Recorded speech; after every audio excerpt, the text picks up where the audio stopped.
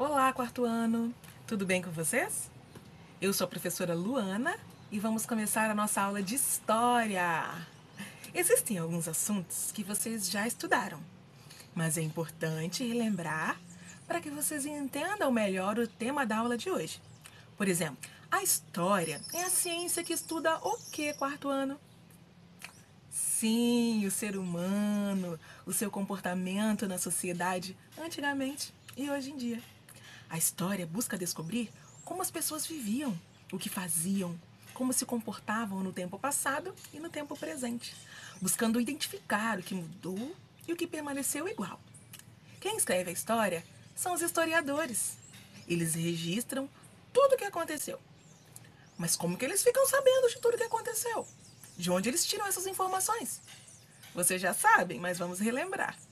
Os historiadores, eles seguem pistas que fornecem informações sobre os acontecimentos. Essas pistas são chamadas de fontes históricas.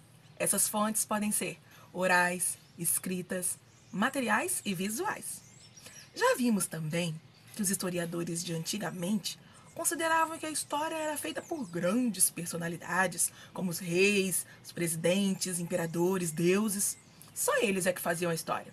Mas hoje não é bem assim. Hoje as coisas estão um pouquinho diferentes.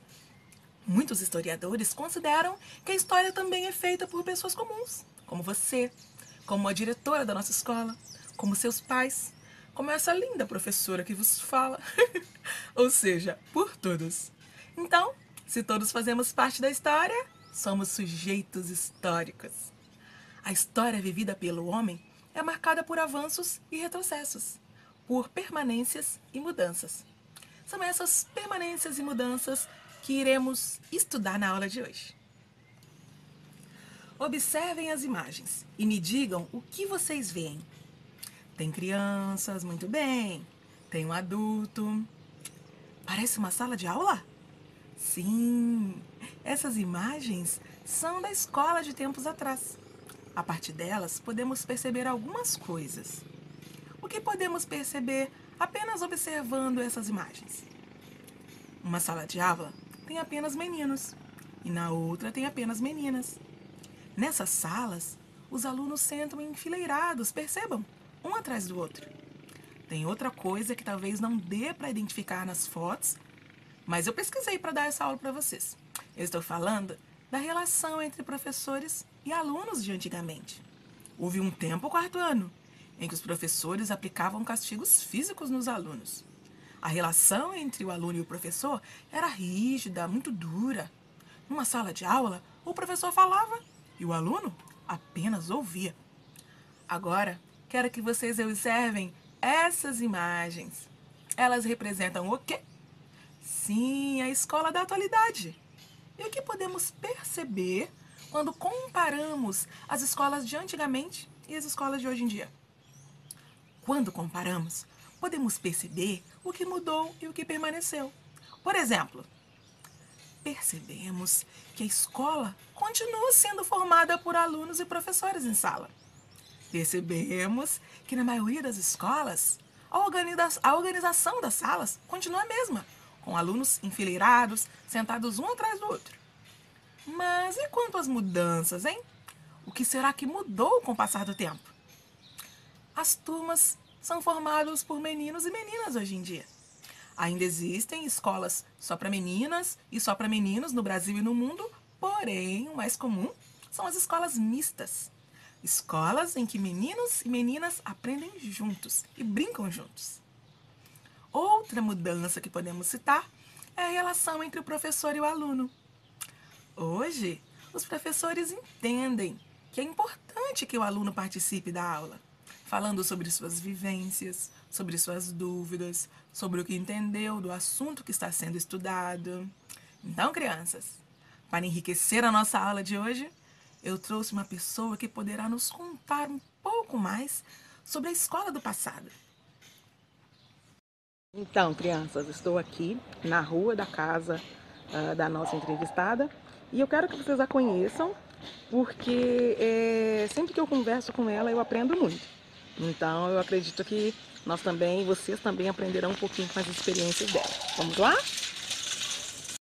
que a senhora se apresente para a nossa turma, dizendo o seu nome e há quantos anos a senhora mora aqui na cidade de Paranaguá. Joaquina da Silva Rebelo, com 2 L's, 78 anos. A senhora mora aqui na cidade há 78 anos? 78 Olha só. anos.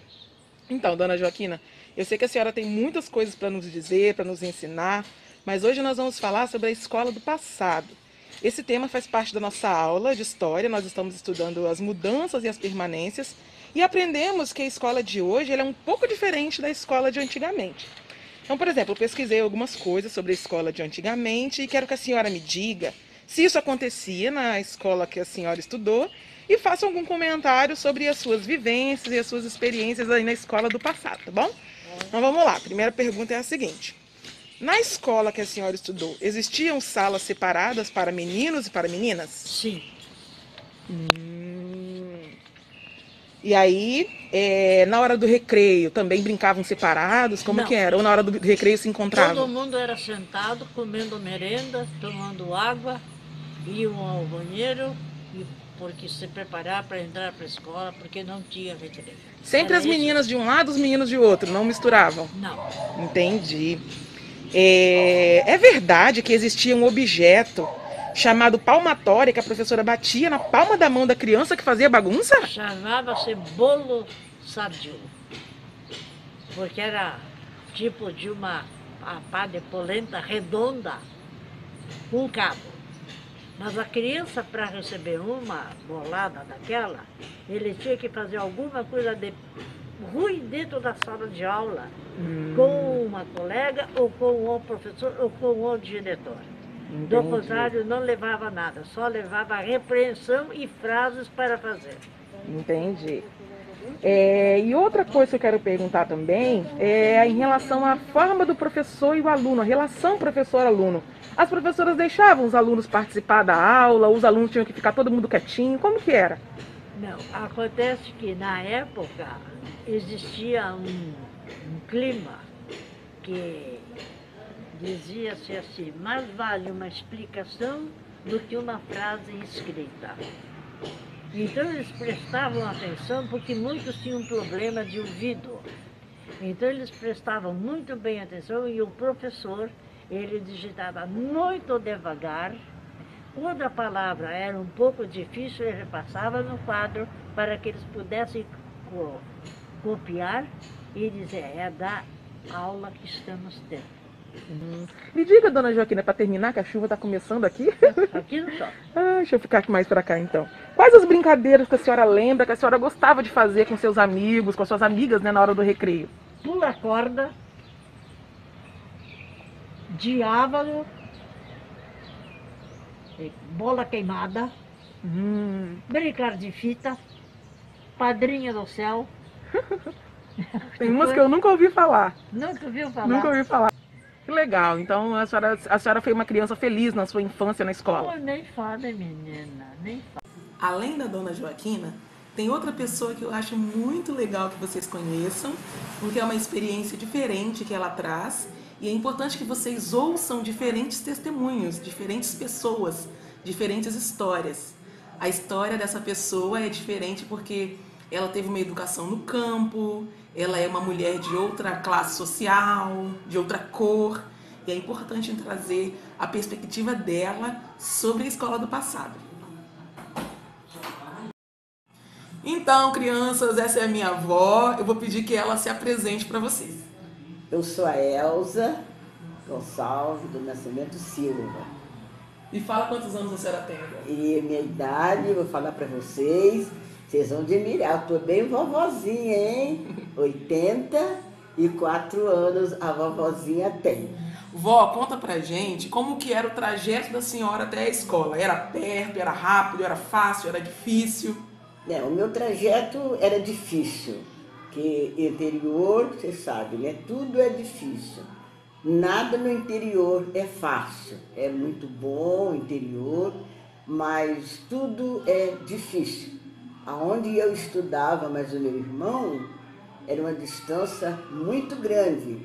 Faz uma análise. A gente saía de casa 8 horas da manhã para entrar na aula 2h30 da tarde. Andando? Andando. Aquela época não tinha ônibus, não tinha carro, ou cavalo ou a pé. Mas como a gente era criança, não tinha assim noção e nem jeito de andar a cavalo, mesmo a gente tendo animal em casa, a gente ia a pé, eu e meu irmão. Mas era muito importante porque a gente tinha resultado com tudo isso.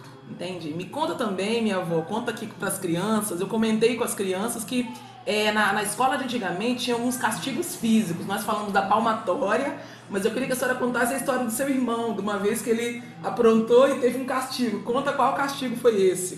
Meu irmão, ele teve assim, ele era o mais velho, que estudava comigo era ele, o mais nós dois que ia para esse colégio no interior, muito longe. Mas ele era bem levado em matéria assim, dos horários de aula.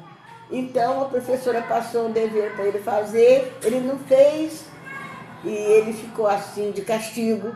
E naquela época o castigo que a gente tinha era palmatória. Inclusive o meu pai tinha uma palmatória em casa para nós que era quando a gente fazia arte, que brigavam com o outro, porque sempre irmãos, crianças brigam mesmo, né? Naquele tempo já existia essas coisas aí. Mas era aquela briguinha ali entre irmãos, passava logo.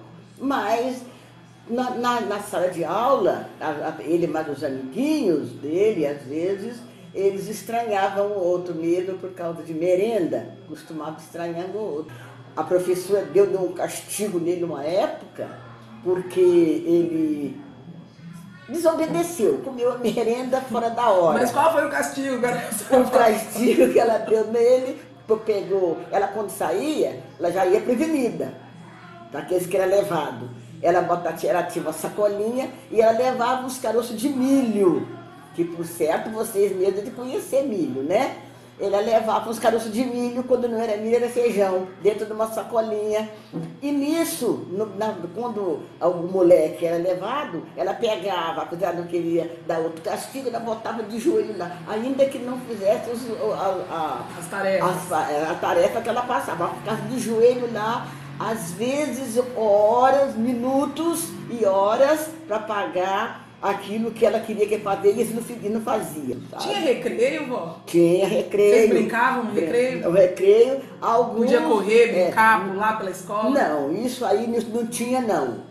Era o recreio desse jeito aí. Só para merendar o recreio e ficava todo mundo sentadinho, quietinho? Isso, todo mundo sentadinho, ali cada um no seu lugar, sem brigar, e comendo a sua merendinha, acabava ali, etc e tal, todo mundo ia para a tarefa novamente até ela vir embora, e assim sucessivamente. Na sala de aula a senhora acha que é um pouco diferente? Eu expliquei para a senhora como que é a escola hoje, né? Como que funciona. A professora, quando tem um conteúdo para passar, ela chega querendo saber o que os alunos sabem sobre aquele conteúdo para ter uma interação, né? E aí eu falei com a senhora sobre isso e a senhora acha que era o que na sua época era diferente, essa relação? A professora era mais rígida, assim, em sala de aula? Era bem rígida. Minha professora, ela era bem rígida. A minha professora, ela tinha desejo mesmo de que o aluno aprendesse. Ela puxava pelo aluno, ela tinha interesse pelo aluno. Ela era aquela professora firme com o aluno, mas ela amava o aluno e queria ensinar, queria que o aluno aprendesse, né? Isso é importante. Isso não mudou, né? A importância da escola, tanto no passado quanto hoje. Então é importante que a senhora fala se a escola foi importante para a senhora. É verdade, muito importante, com toda a rigidez que ela tinha, às vezes, porque às vezes a gente não procurava totalmente colaborar. Aprontava de vez em quando. Aprontava de vez em quando. Você sabe que não pode conversar na sala de aula, não conversa. Porque na hora de conversar, tem a hora de conversar, tem a hora de brincar, tem a hora de tomar a sua merenda, cada um tem seu horário. Mas tinha daqueles que tinha a hora que fazia a coisa, irritava a professora. E não era engraçado isso, não era listo que o aluno fizesse isso. Por isso que a professora era firme, às vezes. Justo. Então, por isso que ela era firme, ela cobrava mesmo, e essa cobrança que ela fazia era para bem do aluno. Pro bem. Então vamos finalizar só a senhora falando se a escola foi importante para a sua vida. foi muito importante. A escola para mim foi muito importante. Foi muito importante conhecer a sua história, minha avó, compartilhar com as crianças um pouquinho de como foi a escola no passado, no seu ponto de vista. Muito obrigada pelo seu tempo. Então, quarto ano, o que vimos até agora foi a base para nos fazer entender o que são as mudanças e as permanências. Leiam junto com a professora a definição desses termos. Vamos lá. Os aspectos que se mantêm preservados ao longo da história chamamos de permanências. E os elementos que passaram por constantes transformações chamamos de mudanças. Continuando a nossa aula, eu vou apresentar para vocês alguns temas e a partir desses temas nós iremos conhecer as mudanças e permanências. Como essas mudanças aconteceram e por quê? Vamos lá? O primeiro tema é vestuário. O vestuário passou por mudanças, tanto para as mulheres, quanto para os homens e para as crianças. A partir de 1960, as mulheres passaram a vestir, além de vestidos mais leves, calças e shorts.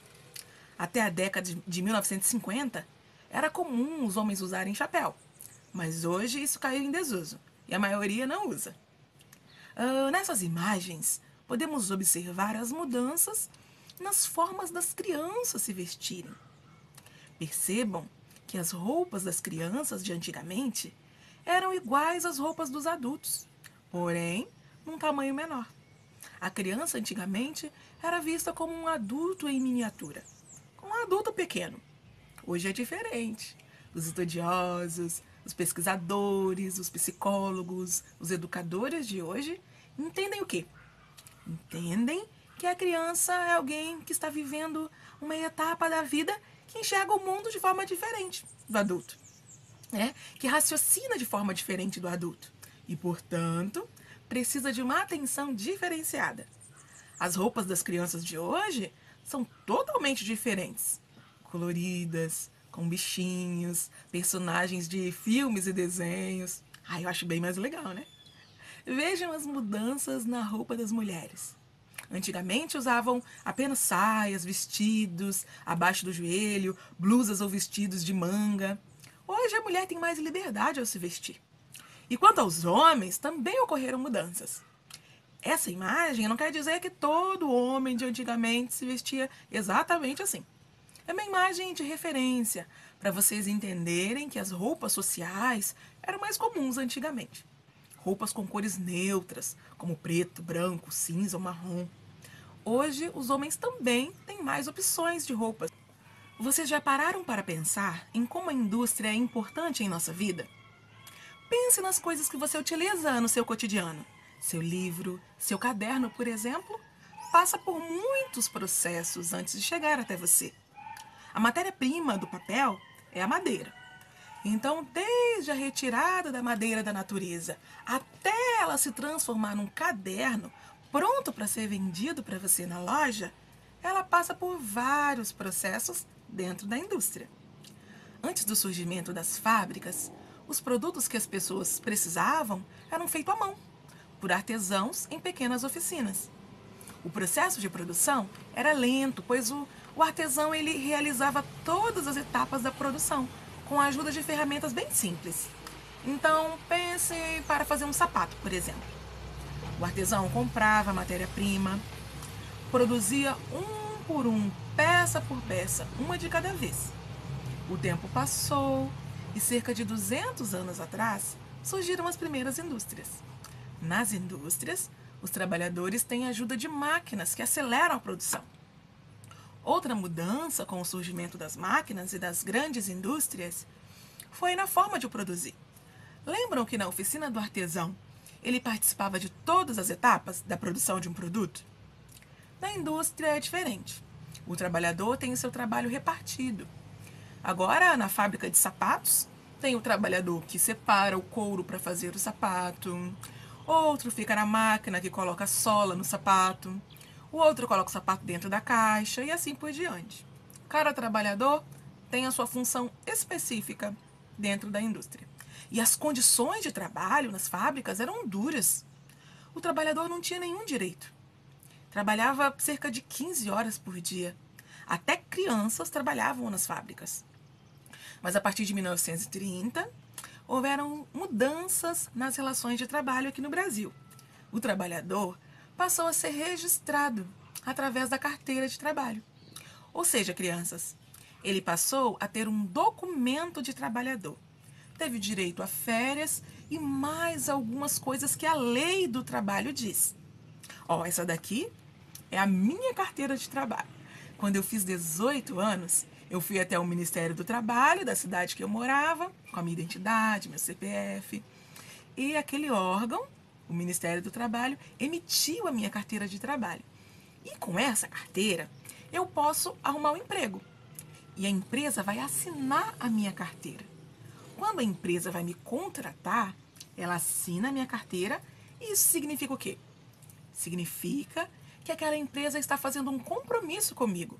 O compromisso de pagar o meu salário em dia, o compromisso de pagar minhas férias, o meu 13º. A empresa tem o compromisso de cumprir as leis do trabalho. Outra mudança importante foi em relação ao trabalho infantil. Ele foi proibido. Isso não significa que o trabalho infantil acabou. Infelizmente, ainda existem lugares em que as crianças são obrigadas a trabalhar para ajudar a sua família. Mas isso é um erro, porque o lugar de criança é na escola. Mas eu pergunto, quem tem que garantir que toda criança esteja na escola? Quem tem que garantir que toda família tenha condições de trabalho, de saúde, de alimentação? O governo. É o governo que tem que fazer essas garantias. E o governo é formado por quem? Por políticos. Políticos que nós votamos, que nós colocamos no poder. Quem aqui já ouviu algum adulto falar assim, eu não gosto de política? Eu imagino que vocês já devem ter ouvido comentário desse tipo. Pessoas dizendo que os políticos são todos ladrões. Mas crianças, vamos pensar juntos. Vamos pensar. Os políticos são os representantes do povo. Nós temos que nos preocupar com política, sim, pois isso envolve a nossa vida. Nós temos que votar e colocar no poder pessoas que pensam no povo. Quando vocês fizerem 16 anos e puderem tirar o título de eleitor para poder votar, eu espero que vocês sejam pessoas responsáveis, que votam com consciência e fiscalizem o político de vocês. Verifiquem se ele está fazendo um bom trabalho. Combinado? Agora vamos falar sobre a organização das cidades. Prestem atenção nessas imagens.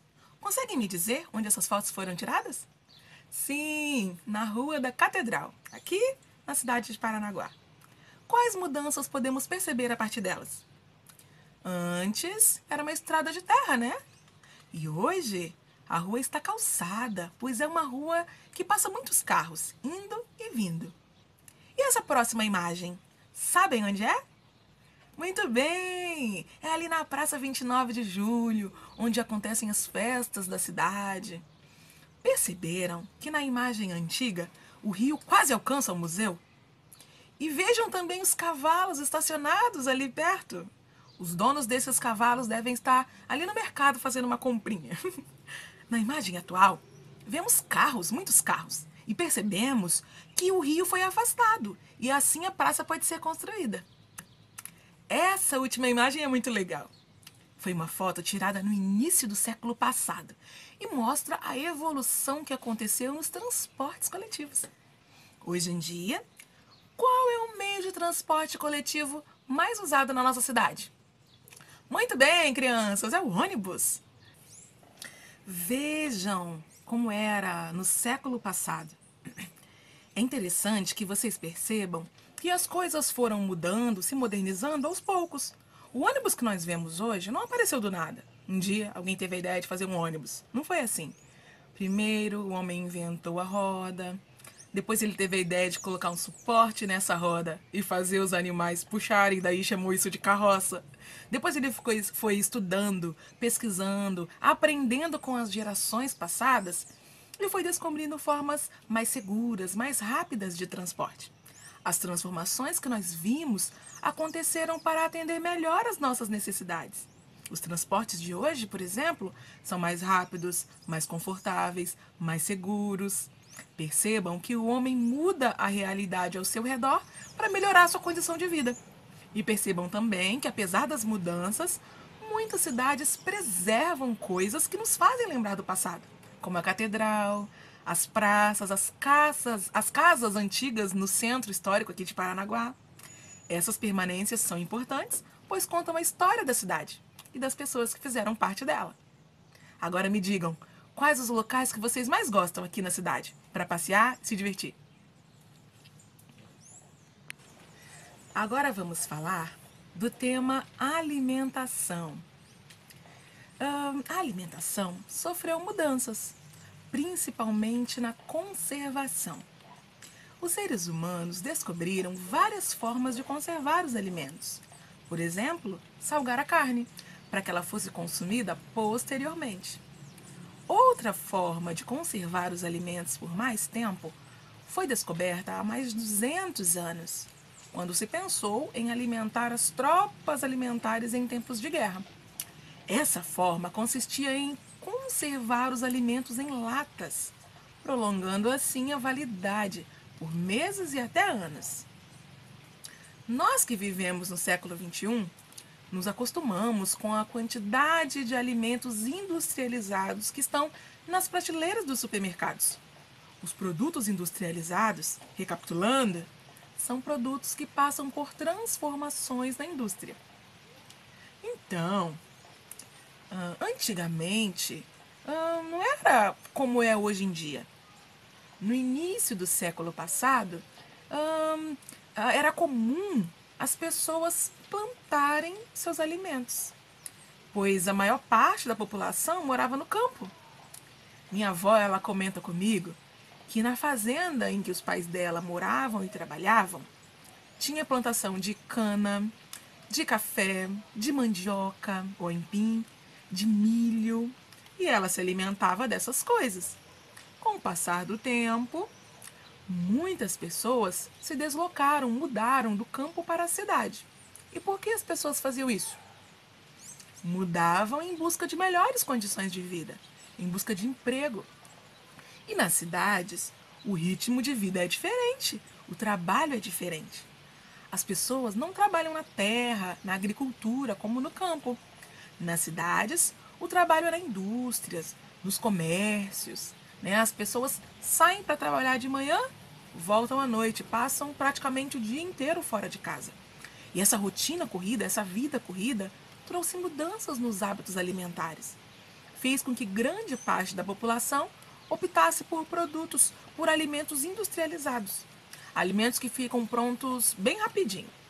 Agora que vocês já entenderam as mudanças relacionadas à alimentação, a professora quer chamar a atenção para algo importante. Eu andei pesquisando sobre os alimentos que as crianças mais gostam atualmente. E quero dizer que o consumo exagerado de produtos industrializados prejudica o nosso corpo. Isso porque esses produtos contêm conservantes. Os conservantes são os produtos químicos, produtos que a indústria coloca no alimento para ele durar mais. Esses conservantes podem gerar alergias e doenças para nós. Portanto, sempre que puderem, escolham produtos naturais. Escolham as frutas, as verduras, os legumes. Troque a bolacha recheada pela maçã, a salsicha pelo ovo. A professora entende que nem sempre a gente come o que quer. Às vezes a gente come o que o dinheiro dá, né? Mas, sempre que possível, façam essas trocas. A saúde agradece. Agora vamos falar sobre a comunicação. Quais principais meios de comunicação vocês costumam utilizar? Se precisam mandar um recado para alguém da família, ou se precisam falar com um parente que está bem distante.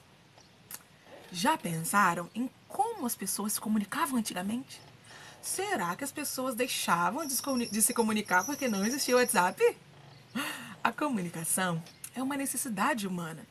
Por meio dela, podemos conhecer pessoas, podemos aprender e compartilhar as informações. Estamos nos comunicando o tempo todo, através de conversas, telefone, e-mail, cartas, sinais, expressões artísticas. Sim, crianças, até as obras de arte são uma forma de expressão. Mesmo antes de inventarem a escrita, o homem pré-histórico já se comunicava. Prestem atenção nessas imagens. Elas mostram, de maneira bem resumida, as mudanças na forma de comunicação. Na imagem 1, as pinturas rupestres encontradas em cavernas mostram que as pessoas já se comunicavam mesmo antes de a linguagem escrita ter sido criada. Através dessas pinturas, o homem na pré-história expressava seus sentimentos, retratava as suas atividades do cotidiano, como ele passava seus dias, como ele via as coisas ao seu redor. Após a invenção da escrita, as pessoas passaram a se comunicar com quem estava distante através de cartas, através de recados transmitidos oralmente. Na imagem 2, vocês conseguem ver a caneta do passado. As pessoas escreviam através da pena, molhavam a pena, a pontinha da pena, no tinteiro e escreviam. Em relação às informações, como será que as pessoas se informavam, hein? Através de revistas, de jornais.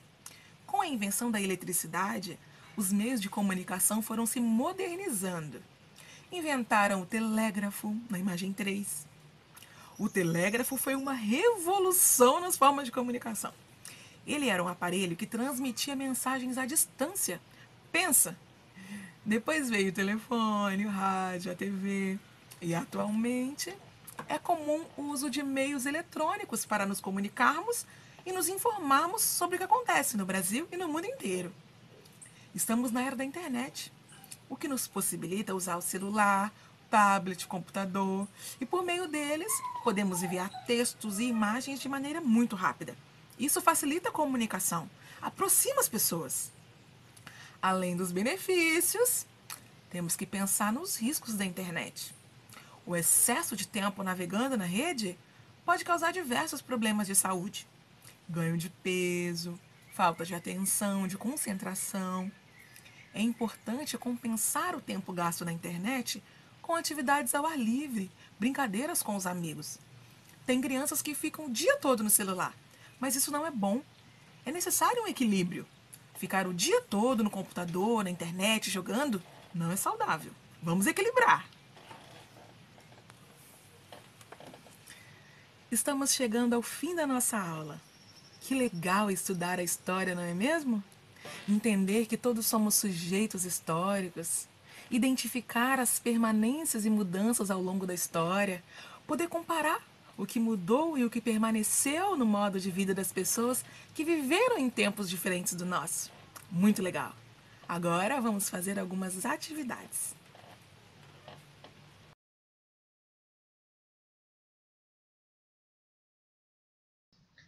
Então, pessoal, essas são as atividades que eu preparei para minha turma. Primeiro, eu trouxe novamente a questão dos sujeitos históricos, que foi o tema que nós discutimos inicialmente na aula. Um textinho que diz assim: por muito tempo, foram considerados sujeitos históricos somente pessoas ditas importantes, como reis, generais, políticos. Acreditava-se que somente esses personagens de destaque determinavam os rumos da história. Nas últimas décadas, porém, os historiadores mudaram essa ideia e passaram a considerar sujeito histórico toda pessoa que, individualmente ou em grupo, participa do processo histórico. 1. Com base no texto acima e nos apontamentos feitos pela professora em sala, dê um exemplo de sujeito histórico e justifique sua resposta. Eu espero que o aluno cite uma pessoa do seu convívio e justifique que essa pessoa é um sujeito histórico, pois participa da história. A partir daí, são questões sobre o tema principal da nossa aula, que foram as permanências e mudanças. Primeiro, eu coloquei aí a definição desses termos. Os aspectos que se mantêm preservados ao longo da história chamamos de permanências. E os elementos que passaram por constantes transformações chamamos de mudanças. Questão 2. Dentre as mudanças que observamos na vestimenta e na alimentação, escreva a que mais chamou sua atenção. No primeiro quadrinho, o aluno poderá citar as cores, a liberdade nos tamanhos das roupas, o estilo de roupa para crianças. E no segundo quadrinho, ele poderá citar a forma de armazenamento, a validade dos alimentos, o aumento do consumo de produtos industrializados. Na questão 3 diz assim: na aula de hoje, estudamos as mudanças que ocorreram nas condições de trabalho ao longo dos anos. Vimos que a oficina do artesão foi substituída pela fábrica com operários e máquinas que aceleravam a produção. Estudamos também que no Brasil, a partir dos anos de 1930, surgiram as leis trabalhistas. Essas leis significaram alguns direitos ao trabalhador. Ache, no caça-palavras, alguns dos direitos conquistados pelos trabalhadores no Brasil. Aí é uma forma lúdica, né? Criança nessa idade gosta bastante de caça-palavra, então eu trouxe essa atividade para eles acharem aí palavras referentes relacionadas aos direitos conquistados pelos trabalhadores. 13º, férias, aposentadoria, 8 horas. Questão 4. Leia as tirinhas e a charge, faça uma análise e responda. Qual a relação entre o voto e a qualidade de vida da população? A ideia aqui é ler com eles as tirinhas e a charge, perguntar o que eles entenderam, o que será que o autor dessa tirinha ou dessa charge quis passar, a ideia que o autor quis passar, e conversar e refletir com eles em sala. Eu vou ler apenas uma para ganhar tempo, que é essa última, essa charge, que tem um eleitor aí perto de votar, e a menininha diz o seguinte para ele: tudo que você digitar pode e será usado contra você nos próximos 4 anos. Então, o que dá para entender com essa charge é a responsabilidade que o eleitor tem, né, com o voto.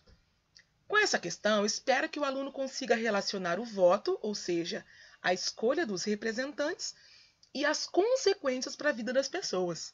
Espera-se que o aluno entenda como o voto afeta a sua vida positiva ou negativamente. Questão 5. Observe a linha do tempo, leia as legendas e responda. Letra A. Quais meios de comunicação você mais utiliza no seu dia? Uma resposta pessoal. Letra B. É correto afirmar que a televisão é um mundo dentro de casa? Explique sua resposta. Eu espero que o aluno entenda que sim, que a TV é um mundo dentro de casa, porque, através dela, ficamos sabendo das notícias que acontecem no mundo inteiro. Letra C. Em sua opinião, o tempo que você passa na internet é saudável ou excessivo? Quais outras atividades você poderia fazer com o tempo gasto na internet? É uma resposta pessoal em que vai dar a oportunidade da gente debater e conversar sobre esse tema. Número 6. De acordo com o que você aprendeu em aula, responda. Por que ocorreram tantas mudanças na trajetória dos grupos humanos? As mudanças na sociedade refletem a busca das pessoas por melhores condições de vida. Eu espero com essa questão que o aluno consiga sistematizar a ideia principal da aula, né? Que é mostrar que muitas coisas mudaram porque a geração atual aprende com gerações passadas e aperfeiçoam ou criam formas de atender melhor suas necessidades. Por fim, tem uma autoavaliação. Essa autoavaliação eu tirei de um livro didático que eu achei bem interessante e trouxe aí para minha aula. Está descrito assim: terminamos nossa aula de história, em que estudamos sobre o sujeito histórico e as permanências e mudanças na trajetória dos grupos humanos. Leia as frases abaixo e faça um X no desenho que melhor expressa seu entendimento sobre cada uma delas. Então, primeira questão: reconheço que todos que fazem parte da história são sujeitos históricos? Primeiro eu gostaria de explicar para vocês que todas essas questões, de 1 a 4, eu tirei dos meus objetivos. Então, um objetivo é reconhecer que todos que fazem parte da história são sujeitos históricos. Então, eu peguei esse objetivo, coloquei na autoavaliação, porque é uma forma de eu analisar se eu alcancei meu objetivo e se o aluno entendeu aquilo que foi proposto na aula. Agora explicando as carinhas, né? A primeira carinha é uma piscadinha, então o aluno vai marcar um X nessa carinha, se ele entendeu. Olha, prof, entendi, o tema ficou bem claro, tudo certo, entendi. Ele vai marcar um Xzinho nessa carinha. A segunda carinha é uma carinha de dúvida. Ih, prof, esse tema aí não ficou tão claro, acho que precisa retomar. Se foi isso, ele vai marcar um X nessa carinha. E por fim, a última carinha é: prof, deu ruim, entendi nada, repete tudo, não entendi, não ficou claro. Se esse é o caso, ele vai marcar um X nessa última carinha. A autoavaliação possibilita ao aluno uma reflexão sobre o que aprendeu e ao professor identificar o que precisa retomar. É isso, pessoal. Muito obrigada.